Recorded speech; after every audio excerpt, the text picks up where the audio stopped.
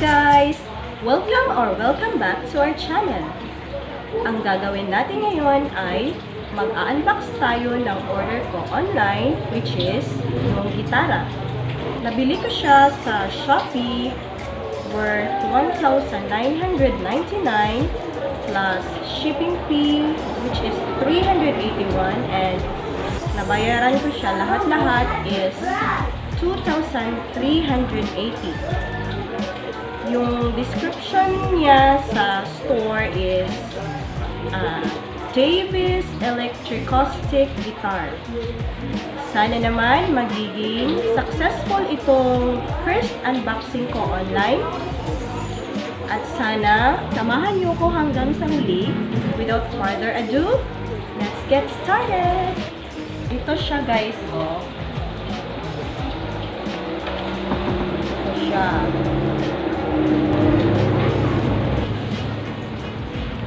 Okay naman siya. Naka-bubble wrap siya, guys. Yan. Safe siya. Meron lang konting ano dito, oh.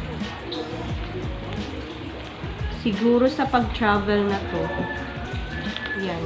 Konti lang naman. Ito lang naman. Okay, i-open na natin. And I am so excited!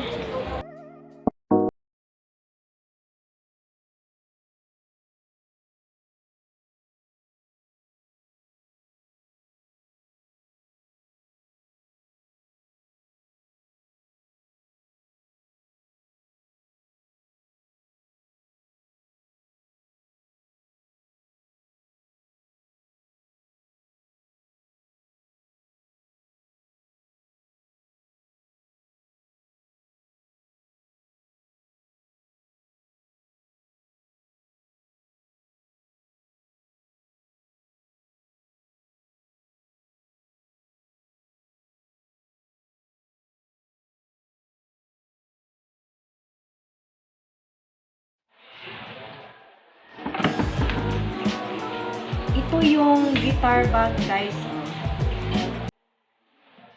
Mukha naman siyang matibay. Tsaka meron din siyang compartment. Ito. Okay naman.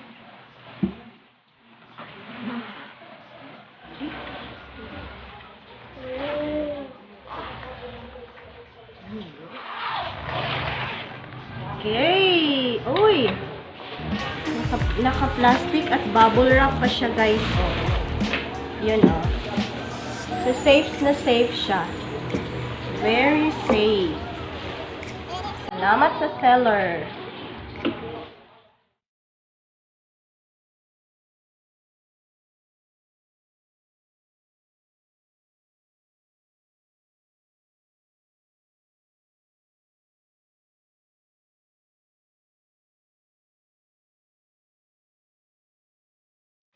Okay, ito siya guys, oh. Ang tintab niya guys, oh. Ang kinis niya. Buti pa yung gitara. Makinis. Mas makinis pa to sa akin guys, oh. Okay, meron siyang saksakan dito ng wire kasi itong napili ko is electric acoustic.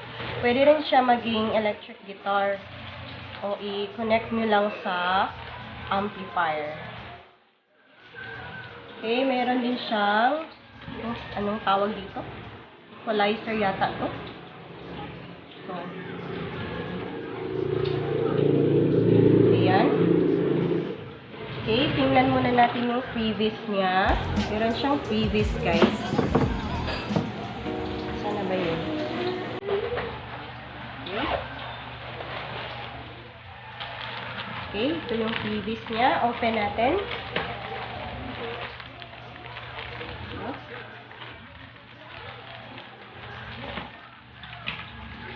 Okay. Ito na.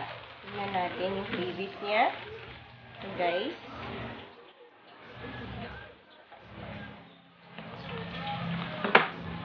Okay.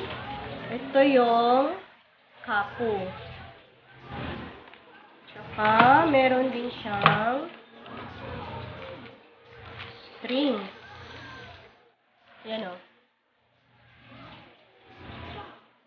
Strings, free. Okay, bilangin natin kung anin ba yung strings. 1, 2, 3, 4, 5, 6. Wala. 6 pieces yung free strings niya. Tsaka meron din ditong pick. Meron na siyang pick, free. Tsaka ito yung wire niya. Ito yung gagamitin para pang-connect niya sa amplifier. Gusto niyong malakas ang tunog, sasaksak niyo lang. Ito yun. Ito. Ganyan. Tapos, i-connect niyo siya yung ito. Connect sa amplifier.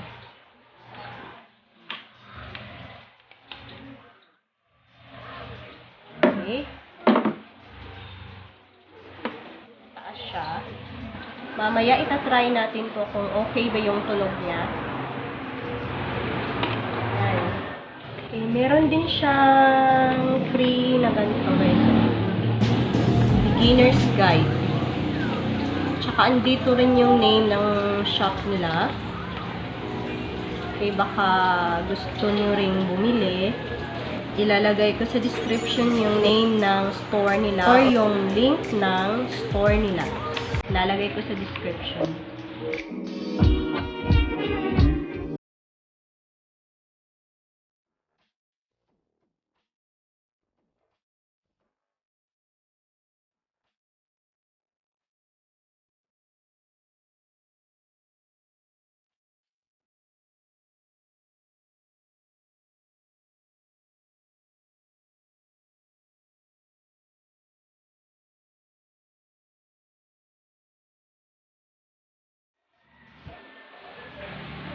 Siya nga pala guys, ang size ng guitar na ito ay 38 inches at saka meron siyang 18 frets. Ito, 18 frets.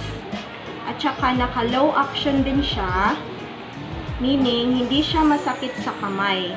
Pag tipa mo ng chords, hindi siya masakit kasi naka-low action siya. Okay, try muna natin yung tunog. Okay. Okay, wala siya sa tono. Ito ano muna natin, guys.